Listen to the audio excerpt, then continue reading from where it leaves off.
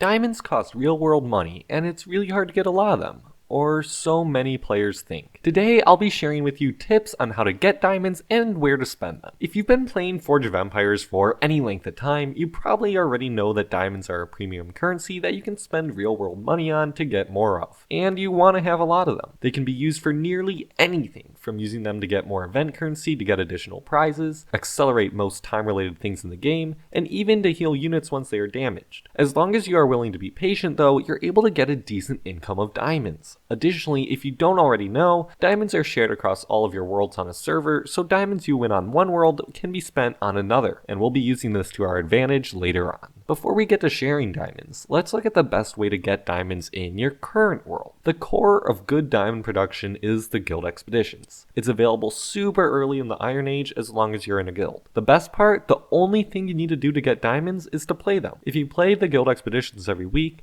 you can make up to 150 diamonds per week or about 7,800 diamonds per year, as long as you complete all 64 encounters every single week. You'll make a lot less if you can only reach lower levels, so focus on building your city to complete the guild expeditions. If you're struggling to complete all 4 levels weekly, try stopping your progression on the tech tree, invest your forge points in your great buildings, and spend some time making your city stronger and complete events. In no time you'll be able to complete the expeditions without even breaking a sweat. So now that we have a baseline of 7,800 diamonds per year, let's add in the other main minigame of Forge of Empires to make even more, the Guild Battlegrounds. This is also available in the Iron Age, though you will have to unlock PvP to participate. It's a little bit harder to calculate how many diamonds you can make from the Battlegrounds, as it depends on the league your guild is in, whether you fight or negotiate, and especially the number of encounters you can complete daily. In this chart here, you can see the diamonds you get per year by various numbers of encounters per day. The darker highlighted boxes at the bottom of the chart show where your diamond gains match or exceed the diamonds gained from the Battlegrounds. No matter what league your guild is in though, try to complete as many encounters as you can per day. If possible, attack using siege camps to reduce your attrition gains so that you can continue fighting even longer. Our diamond total per year isn't looking too bad, and we're not even close to being done yet, because not just minigames give diamonds. A small number of buildings you can actually place in your city give you a small chance at winning diamonds. These include great buildings, which are the Seed Vault, Himeji Castle, and Space Carrier, which each rarely pay out diamonds. To maximize your diamond income, make sure to place these buildings,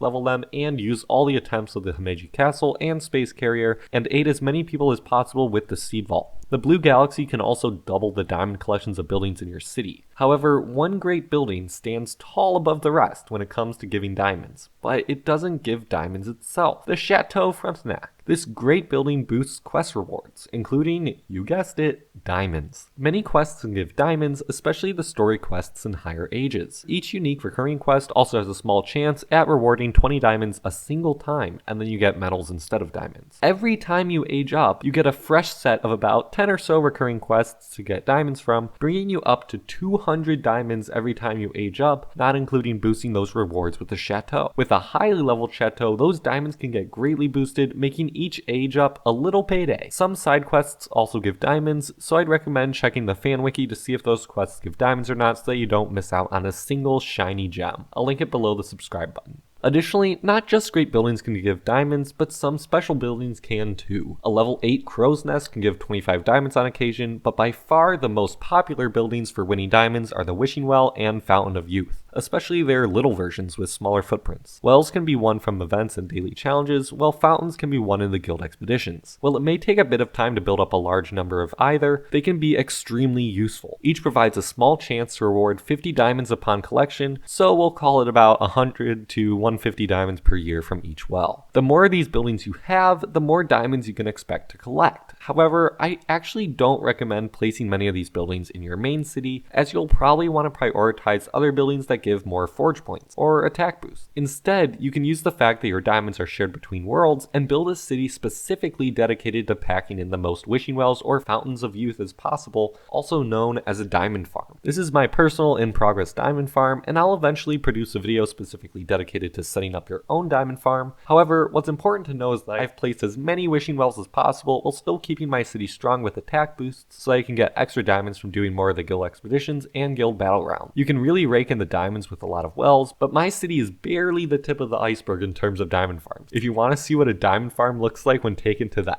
absolute extreme, a player named Neutral Fool has a diamond farm on every world on the US server, allowing them to bring in literally hundreds of thousands, if not more, diamonds yearly. That's crazy. Once you've got thousands of diamonds coming in per year though, you'll start building up a serious supply of them. And what's the point of having diamonds if you aren't going to be spending them? But what should you spend your hard-earned diamonds on? Even though you can get diamonds consistently over time, they are still a limited resource and you don't want to waste them. Without a doubt, the best use for diamonds in the entire game is rather simple. Expansions. While many expansions in your city can be purchased via metals or coins, every age you reach unlocks new premium expansions. At the time of making this video, the cost to buy every single diamond expansion costs over 80,000 diamonds. That's a lot.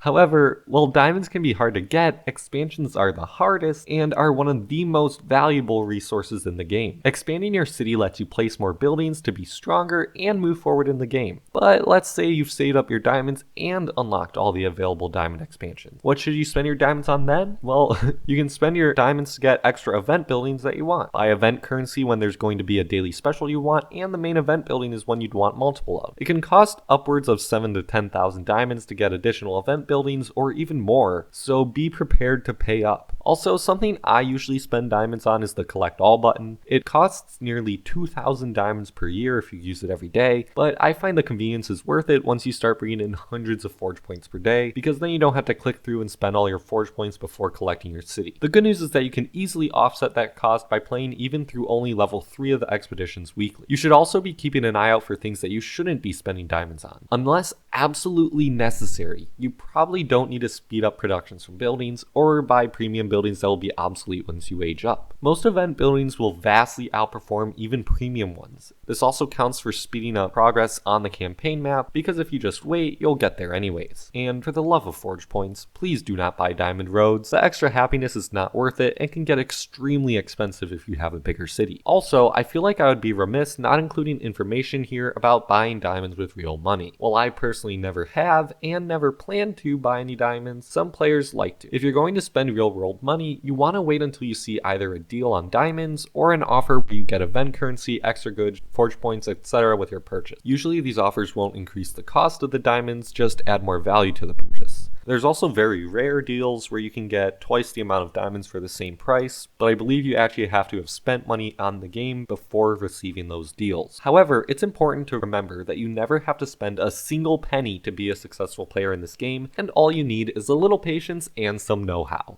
Do you have any tips for how to get diamonds? I'd appreciate hearing your thoughts in a comment down below. If you found this video helpful, please leave a like, and if you made it this far, you might find my videos on how to get super powerful higher age troops interesting, linked on screen now. See you next time.